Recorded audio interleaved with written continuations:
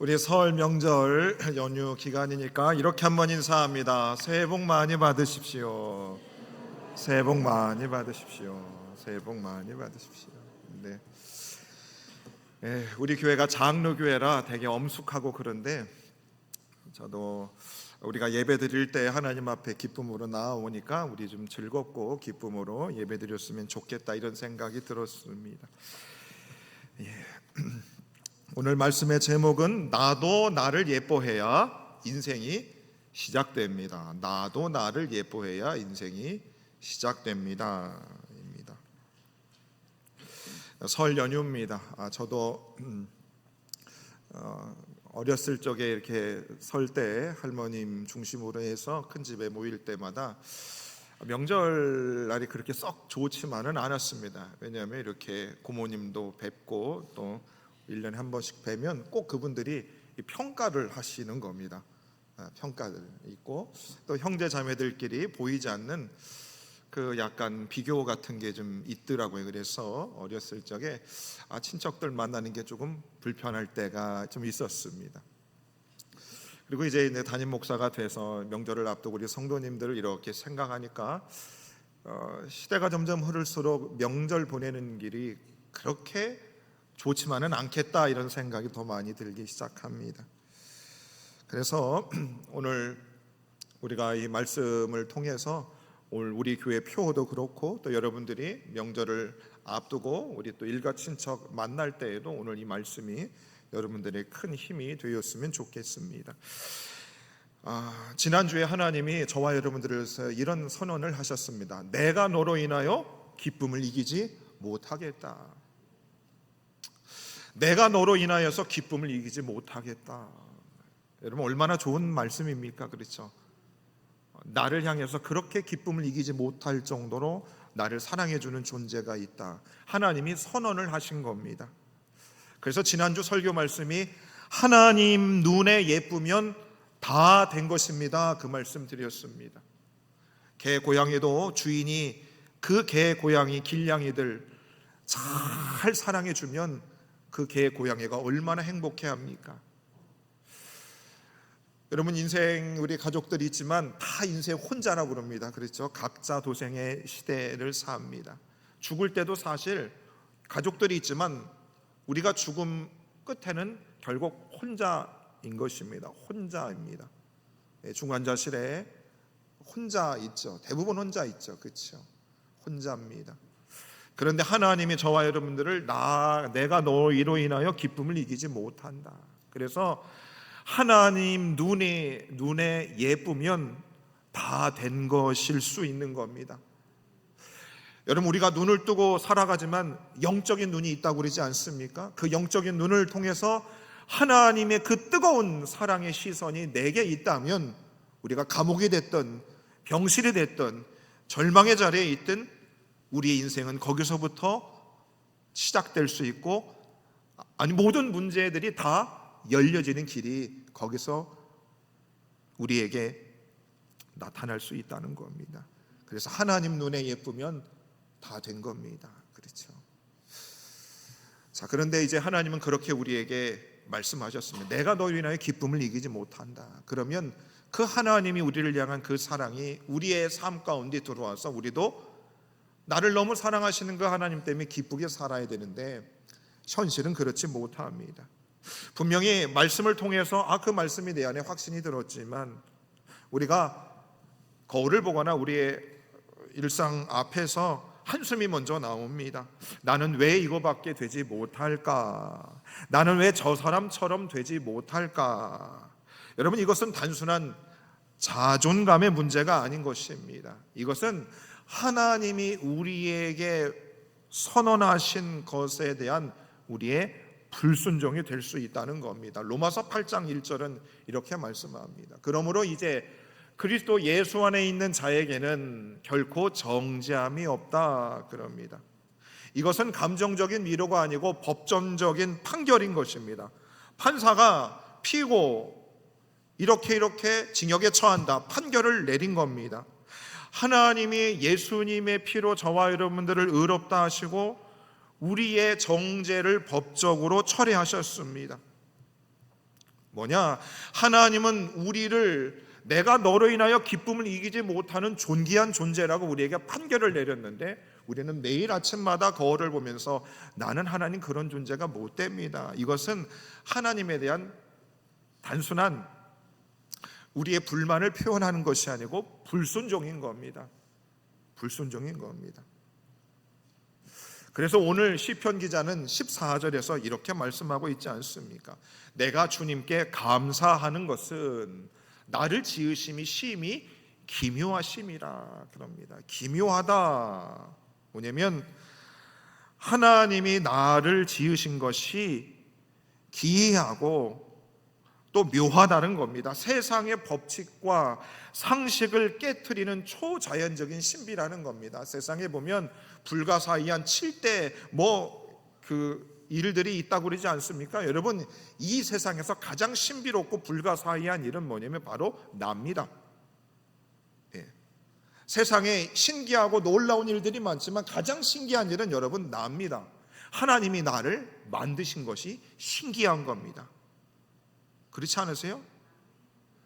여러분, 우리 안에 우리의 보통 주먹 크기만큼의 심장이 있다고 그러지 않습니까? 근데 이 심장이 우리가 죽을 때까지 계속 뛰고 있습니다.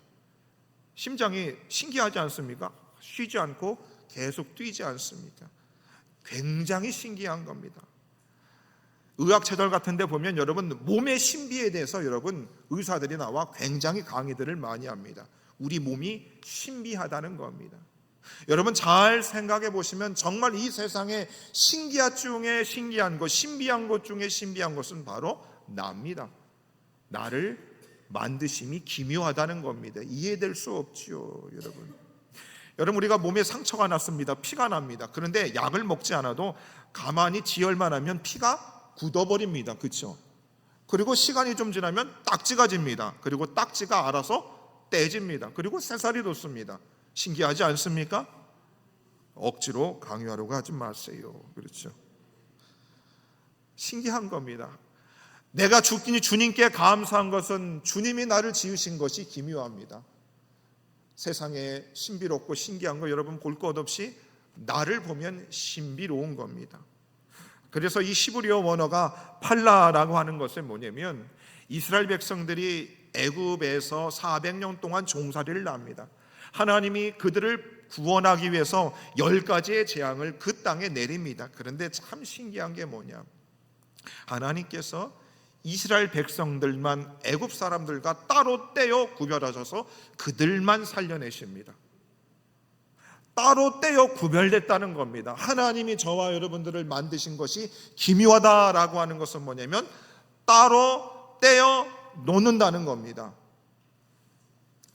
여러분 이번에 명절 때 아들 딸들 오실 거죠. 자, 신랑한테는 맛있는 음식 하면 자, 아들 딸들한테 좋은 거 따로 떼어 놓으시지요. 엄마들 따로 떼어 놓지 않으세요? 좋은 것은 따로 떼어 놓는 겁니다. 그렇죠? 진짜 내가 좋아하는 사람, 사랑하는 사람한테는 따로 떼어 놓는 겁니다. 이거는 이 사람한테만 줄 거야, 이거죠. 바로 하나님이 저와 여러분들을 신비롭게 만들었는데 우리를 따로 떼어 만드셨다는 겁니다. 목사만 따로 떼서 여러분 하신 것이 아니고 이 자리에 앉아있는 모든 우리 성도님들을 하나님이 이 세상에서 따로 떼어 구별하여 놓으셨다는 겁니다. 여러분, 제가 왜 여러분들을 하대하지 않을까요?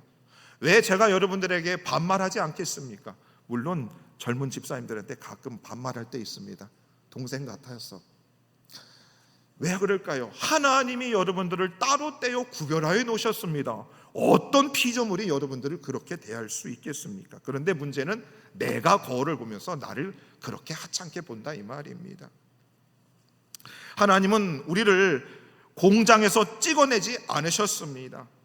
당신을 세상으로부터 따로 떼어놓은 유일한 존재로 구별하셨고 그 안에 하나님의 모습을 담아 놓으셨습니다. 여러분들의 얼굴 한 분에게 하나님의 모습을 담아 놓으셨습니다. 그래서 저는 여러분들을 통해서 누구를 보냐? 하나님을 보는 겁니다. 저 기도원에 들어가서 2박 3일 금식 기도해서 하나님을 보는 것이 아닙니다. 성경을 무조건 우리가 읽어야 됩니다. 근데 성경을 계속 10시간, 20시간 읽어서 하나님을 보는 것이 아니라 우리 성도님들을 보면서 저는 하나님을 봅니다. 그래서 여러분, 저와 여러분들이 나를 예뻐한다는 것은 나는 그냥 괜찮은 사람이야, 이 정도로 성경이 말씀하는 것이 아니라 나는 인간의 눈으로 측정할 수 없는 하나님의 신비임을 믿는다라는 뜻을 가지는 겁니다. 나는 측정할 수 없어요. 인간의 이성으로 따질 수 없을 만큼 하나님의 신비한 존재다라고 하는 겁니다. 신비한 존재다. 어떻게 마음이 좀 위로가 되십니까, 여러분? 안 되세요? 여러분, 그럼 여기서 우리가 중요한 것을 분별을 합니다. 지금 여러분, 이 세상 사람들 다 물어보면 자기 사랑하지 않는 사람 없습니다. 다 자기가 최고인 줄 압니다. 그렇죠? 근데 요즘 세상이 말하는 자기 사랑과 오늘 이 본문에서 나를 예뻐해야 된다라고 하는 것은 하늘과 땅 차이라고 성경은 말합니다. 디모데 후서 3장 1절과 2절의 말씀입니다. 너희는 이것을 알라. 말세에 고통하는 때가 이를 것인데 사람들이 뭐를 한다? 자기를 사랑한다는 겁니다. 여러분, 지금 다 종말에 따라 그럽니다. 그렇죠? 마지막 때입니다. 타락했습니다. 음란합니다. 그런데 그때에 가장 두드러지는 표시가 바로 사람들은 자기를 사랑한다는 겁니다. 자, 자기를 사랑하는 것이 말세에 타락한 징조입니다. 얼마나 꾸며댑니까? 그렇죠? 얼마나 꾸며대요. 여자들 얼마나 발라댑니까? 너무 발라대요. 막. 예. 얼마나 자기를 위하는 줄 모릅니다. 자, 그러면 하나님의 말씀은 자기를 예뻐하는 것과 자기 사랑과 무슨 차이가 있는가? 세상이 말하는 것은 뭐냐면 자기 사랑은 하나님을 밀어내고 그 자리에 나를 앉히는 자아 숭배입니다. 내가 신이 되는 겁니다. 내가 신이 되면 여러분 어떻습니까? 아무리 명절에 자기가 신인 사람과 만나면 그 무슨 할 말을 하겠어요? 자기만 생각하는데 무슨 대화가 되겠습니까? 답답한 일인 것입니다. 내 욕망과 내 자존심과 내 쾌락을 우상으로 섬기는 것이 바로 자기 사랑입니다. 자기밖에 모르는 겁니다. 이것은 교만이고 탐욕이라고 성경은 말하고 있습니다. 여러분, 고개를 조금만 돌려봐도 자기 사랑을 하는 사람이 정말 세상에 많습니다. 세상의 자기 사랑은 나에게 집착하지만 성경적으로 나를 예뻐한다는 것은 나를 지으신 하나님을 경배한다는 겁니다. 나를 예뻐한다는 것은 내 마음에 드는 나를 내가 사랑하는 것이 아니고 하나님이 핏값으로 사신 소중한 존재로서의 나를 책임감 있게 받아들이는 겁니다. 다시요. 내 마음에 드는 나를 사랑하는 것이 여러분 아니라 하나님의 핏값으로 사신 소중한 존재로서의 나를 책임감 있게 받아들이는 겁니다. 여러분, 제가 제 얼굴에 만족할까요? 못할까요? 제가 제 얼굴에 만족할까요? 못할까요? 사춘기 시절에 여러분, 제가 군대를 갔는데 제가 머리통이 좀 큽니다. 모자를 59호를 제가 썼습니다. 보통 57호나 58호입니다. 이 학교 다닐 때 컴플렉스가 있었습니다. 거울을 볼 때마다 야, 머리는 성형수술을 할 수가 없지 않습니까? 깎아낼 수가 없잖아요. 눈, 코, 입도 아니고. 자, 그런데 여러분, 그것은 남에게 보여지는 모습인 것입니다. 그렇죠? 근데 하나님은 저를 이 모습 그대로 하나님이 자기 아들 예수님의 핏값으로 저를 사셨습니다. 그래서 저는 소중한 존재입니다. 그것을 어떻게 해요? 책임감 있게 받아들이는 겁니다. 받아들이. 자, 옆에 분들 보고 이렇게 한번 인사하십시오. 그저 받아들이세요. 네. 받아들이셔야 되는 겁니다. 하나님이 예수님의 핏값으로 저와 여러분들을 그렇게 사셨다고요. 그 소중한 존재를 여러분 평생 책임감 있게 받아들이셔야 되는 겁니다. 야, 너 진짜 못생겼다. 나 못생겼어. 받아들이시라고요. 예, 부인하지 마시고 받아들이시면 되는 겁니다. 그래서 여러분, 그 책임감 있게 받아들이는 것은 교만이 아닙니다. 나 예뻐, 이건 교만한 것이 아니고 하나님이 그렇게 선언하시고 판결한 거에 대한 거룩한 순종이 되는 겁니다. 하나님이 나를 이 모양으로 만들었어도 그걸 가지고 내가 짜증내고 평생 불평하면서 어디 성형수술할까 될까 이거 하지 마시고 어떻게 해요? 그거를 책임감 있게 평생 받아들이시라는 겁니다. 그런데 여러분, 사람들이 그걸 잘 받아들이지 못하죠. 그런데 하나님이 우리를 그렇게 만드셨다는 겁니다. 자, 그러면 고린도전서 6장 19절과 20절의 말씀을 보면 이런 말씀이 있습니다. 너희는 너희 자신의 것이 아니랍니다. 예수님을 믿는 저와 여러분들은 이제 우리의 몸이 우리 게 아니랍니다. 우리를 어떻게 해요? 하나님이 값으로 샀답니다. 그런즉 너희 몸을 하나님께 영광을 돌리라 합니다. 여러분, 저와 여러분들을 하나님이 값으로 사신 겁니다. 소유권이 이전된 겁니다. 소유권이 이전됐다고요. 여러분, 소유권이 이전됐다는 의미가 얼마나 무서운 얘기인지 여러분 알고 계시죠? 그렇죠? 여러분, 조그만 집을 사신 분들은 아실 겁니다. 월세로 사셨다, 전세로 살다가 내 이름으로 된 집을 내 것이 되었을 때 여러분 그 기쁨 아시지요?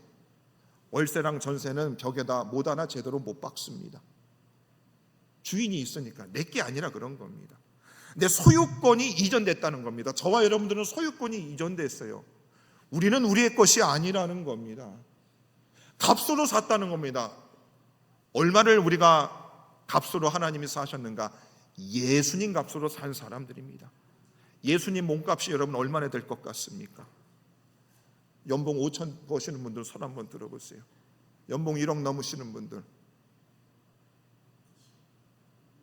사람마다 몸값이 있습니다. 프로 스포츠 선수들 몸값이 있습니다. 연봉이 1억짜리도 있고 5억짜리도 있고 100억짜리도 있습니다. 1000억짜리도 있어요. 몸값이 다 다릅니다. 그런데 저와 여러분들은 몸값이 어떻게 돼요? 예수님 값입니다. 예수님 값. 여러분, 예수님 몸값이 얼마나 될 것 같습니까? 이 세상의 모든 것들을 다 합한 그 금액보다 예수님 몸값이 더 높습니다. 그러니 여러분, 저와 여러분들을 예수님 값으로 다 산 사람들입니다. 우리 몸값이 어떻게 해요? 굉장히 높은 사람들입니다. 안 믿어지시죠? 또 이렇게 얘기하니까. 우리 모두가 예수님의 희생을 통한 예수님을 하나님께서 예수님 값으로 저와 여러분들을 사셨다는 겁니다. 그래서 우리가 얼마나 몸값이 높은 사람인지를 우리는 알아야 되는 겁니다. 그러니 스스로 우리는 우리 자신 것이 아니까 내 스스로 내 몸값을 천박하게 여길 것도 없고 남이 뭐라고 나한테 이야기한들 그것 때문에 내가 자존심 상해할 이유도 없는 겁니다. 나는 예수님 몸값입니다. 예수님 몸값입니다. 여러분, 우리 부교육자님들 뭐 많은 사례를 받겠습니까? 그렇죠? 그분들이 세상 연봉으로 치면 여러분 똥값입니다. 이러면 좀 자존심 상할 수 있겠군요. 어렵습니다. 세상의 가치로 치면 그분들의 몸값은 형편없습니다. 왜? 그런데 그분들이 기쁨을 가지고 혼신의 열정을 다하여서 왜 그렇게 교회를 섬길까? 예수님의 몸값임을 그들이 알기 때문인 것입니다. 예수님의 몸값입니다. 돈 몇 푼으로 보상받지 않아도 내가 이미 예수님 몸값으로 나는 값을 치러진 사람임을 알기 때문에 그렇게 하는 겁니다. 제가 우리 성도님들을 볼 때마다 얼마나 세상에서 돈을 가지고 그렇게 사람들을 평가를 하고 몸값을 정한 그것이 수십 년 동안 인이 박혀버려 가지고 예수님 값을 치러서 존귀한 존재임을 스스로 인정하지 못하고 살아가는 우리의 성도님들이 많이 있다 이 말입니다. 그러지 마십시오. 그러지 마십시오. 그리고 우리들이 그 예수님 값으로 우리가 그렇게 존귀한 존재가 됐는데 우리들이 이 직분에 대해서 장로님, 권사님, 이 집사님 이 직분이 값이 얼마나 되겠습니까?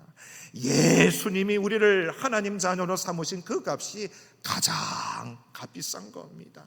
값비싼 겁니다.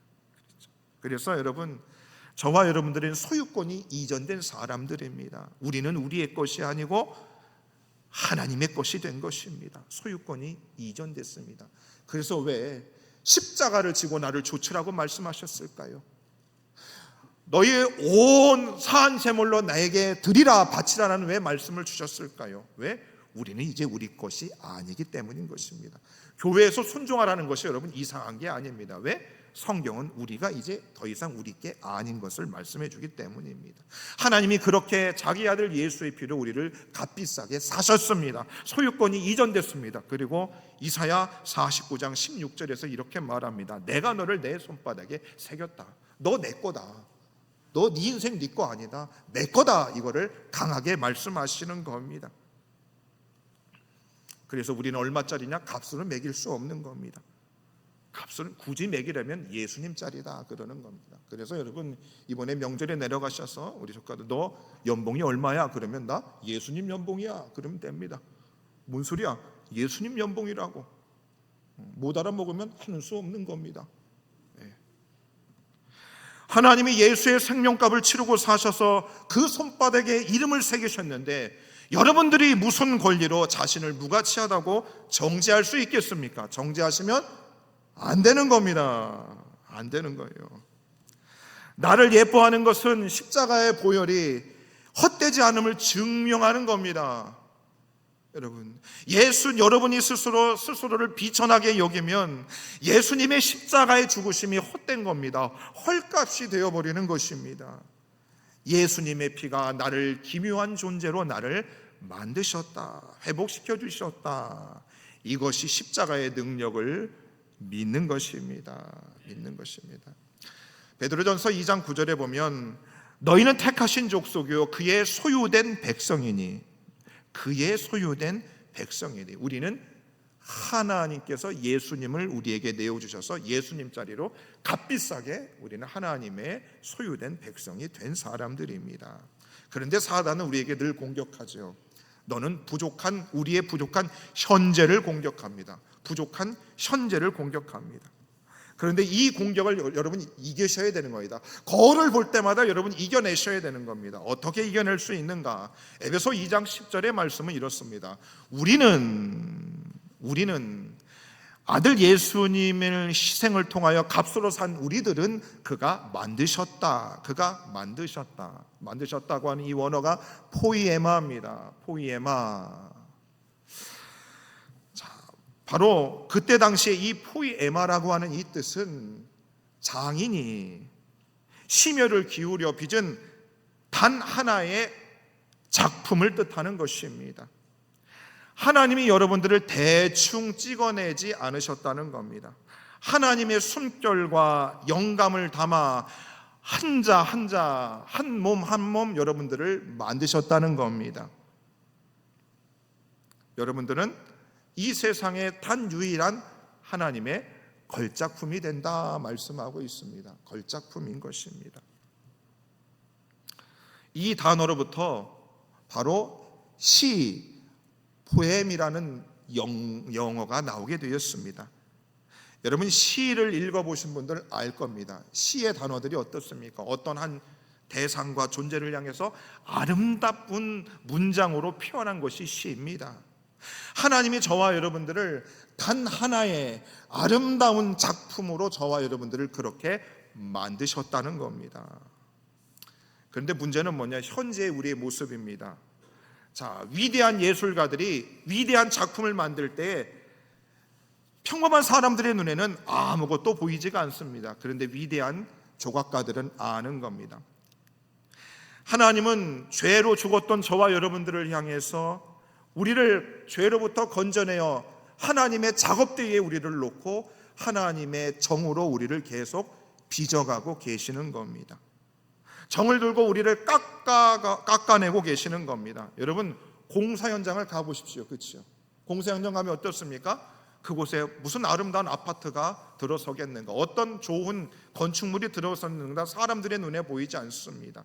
그런데 그것을 설계하는 설계자는 알고 있습니다. 그 공사 현장은 먼지가 자욱하고 소음이 비를 찢습니다. 실패와 상처라는 돌가루가 뒹굽니다. 자, 그러나 바로 거기를 계획하고 설계하는 사람들은 완성될 모습을 바라보는 것입니다. 하나님이 저와 여러분들이 현재 이 먼지투성이고 공사 현장인 우리의 모습을 보지 않고 완성될 우리의 모습을 하나님은 보고 계시다는 겁니다. 여러분, 부모의 보람이 어디 있는 줄 압니까? 자식들 보면 여러분 답답합니다. 그런데 현재의 그 자식들의 모습을 보는 것이 아니고 20년, 30년 후에 그 자식이 잘 될 모습을 바라보면서 부모들이 수고와 헌신을 하는 거 아니겠습니까? 여러분, 목회할 때 어떤 보람으로 하겠습니까? 지금의 여러분들의 모습을 보고 하지 않습니다. 여러분들이 하나님의 걸작품으로 하나님이 그렇게 빚으신 그 모습을 기대하면서 저는 목회를 하고 있는 겁니다. 지금 모습 보면은 실망스러울 수도 있겠지요, 그렇죠? 근데 그 너머를 보는 겁니다. 그래서 하나님도 저와 여러분들이 지금 현실의 이 부족한 공사 현장과 같은 우리의 모습을 보지 않고 우리의 완성될 모습을 하나님은 보고 계시다 성경은 말씀합니다. 로마서 8장 30절의 말씀입니다. 자, 미리 정하신 그들을 우리를 부르셨습니다. 그죠? 우리를 부르셨고 우리를 또 의롭다 하셨고, 자, 그 다음에 우리를 어떻게 하셨다고요? 영화롭게 하셨다. 과거형입니다. 영화롭다, 영광스럽다, 이 단어는 사람한테 쓰는 단어가 아닙니다. 오직 영광은 하나님께만 올려드리는 거죠, 그렇죠? 우리를 영화롭게 했다는 것도 그 하나님께만 써야 되는 단어를 어떻게 해요? 하나님은 과거형으로 미리 말씀하는 겁니다. 뭐예요? 내가 너희들을 완성된 모습으로 나는 너희들을 이미 바라보고 있어. 그것을 이미 로마서 8장에서는 우리에게 선언을 하고 있는 것입니다. 그래서 여러분들도 여러분 스스로를 바라보면서 하나님이 나를 영광스러운 존재로 나를 이미 말씀하고 계신 여러분 그 모습을 바라보라, 이 말인 것입니다. 돈이 많아서 화려한 것을 치장하라는 뜻이 아닙니다. 여러분들이 예수님을 너무나 닮아서 하나님이 너무나 좋고, 그래서 내 인격이 정말로 하나님께 붙들린 바 돼서 그 모습으로 하나님을 사랑하고 이 죄악 많은 세상을 품에 안고 사랑할 수 있는 그 완성된 영광스러운 존재를 여러분 스스로를 바라보셔야 된다는 겁니다. 하나님의 시간표 속에서 여러분들은 이미 영광스러운 존재입니다. 하나님의 시간표 속에 여러분들은 영광스러운 존재입니다. 몸에 온갖 상처 투성이가 얼마나 많습니까, 우리가? 그러나 하나님은 이미 우리를 영광스러운 존재로 우리를 바라보고 계시는 것입니다. 그래서 오늘 나를 예뻐하는 것은 아직 먼지 날리는 오늘의 나를 어떻게 해요? 참아준다는 겁니다. 여러분 실수들 많이 하시죠? 하세요, 안 하세요? 실수 많이 합니다. 그런데 실수하는 나를 어떻게 해요? 참아줘야 된다는 겁니다. 왜? 하나님은 이후에 영광스러운 내 모습을 바라보고 있기 때문입니다. 옆에 분들 보고 이렇게 한번 인사합니다. 참아주셔야 됩니다. 예, 자신을 참아주셔야 되는 겁니다. 저도 요즘 그래서 실수를 해도 제 주먹으로 머리통을 안 때립니다. 그런 적 없으세요? 이 바보 같은 것하고 여러분 머리 때린 적 없으세요? 저는 수백 번을 했습니다. 수백 번을 했어요. 근데 그런다고 잘 안 됩니다. 머리만 아파요. 머리만 아픈 겁니다. 하나님이 나를 포기하지 않으셨는데 왜 내가 포기해야 되는가? 왜 내가 포기해야 되는가? 하나님이 이미 완성해 놓으신 과거형의 나를 믿음으로 여러분 받아들이시고 그 스스로를 여러분 참아내실 수 있어야 되는 겁니다. 결론입니다. 나는 세상이 측정할 수 없는 하나님의 기묘한 신비입니다. 하나님이 우리를 신비한 존재로 우리를 만드셨답니다. 나는 예수님의 피값으로 소유권이 이전된 하나님의 보물이 되는 사람입니다. 하나님의 보물이다. 소유권이 이전된 하나님. 그리고 나는 이미 영광스럽게 확정된 하나님의 뭐다? 걸작품이다. 걸작품이다. 그래서 성도 여러분들, 이제 여러분 남은 생에 여러분 자신을 향한 나는 안 돼, 나는 부족해 라고 하는 바로 자신을 향한 유죄 판결을 여러분 끊어내셔야 됩니다. 하나님은 당신의 인생의 설계도에서 이미 완성된 완성작을 하나님은 보고 계신 것입니다. 그것은 겸손이 아니라 하나님의 십자가를 향한 우리의 항복이 되는 것입니다.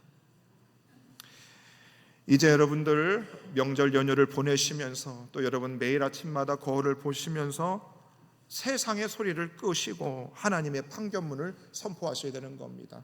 나는 기묘한 존재다. 나는 신묘막측한 존재다. 나는 피값으로 산 하나님의 보물이다. 나는 예수님 짤이다. 나는 하나님이 이미 완성하신 걸작품이다. 이 고백이 날마다 여러분의 입술 가운데 고백이 되셔서 나를 하나님 안에서 소중한 존재로 기뻐하셔서 여러분 인생에 얽혀버린 수많은 실타래들이 풀려나고 여러분의 새로운 인생이 시작되시기를 주 이름으로 간절히 축원해 드립니다.